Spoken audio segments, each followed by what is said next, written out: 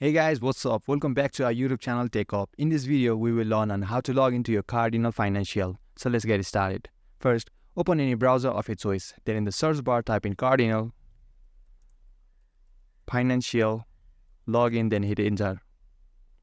Then tap on the website having URL as cardinalfinancial.com. In my case, it's the first one. Then to log in, tap on the sign in button, which is on the left side of the screen. And you will be facing a form asking for your username and password to log into your Cardinal Financial. So provide your username in the text field given for username and type your password in the text field given for password. You can tap on this eye icon to see and verify whether you have typed in your correct password or not. If you have forgotten your username or password, you can reset it by tapping on Forgot Username or Forgot Password. If you don't have account in Cardinal Financial, you can create one by tapping on this register button. Now to log in, all you gotta do is tap on this login button and you will be successfully logged into your Cardinal Financial account if you got your credentials correct. And guys, that was it. I hope this video was helpful for you. Consider liking this video if it was.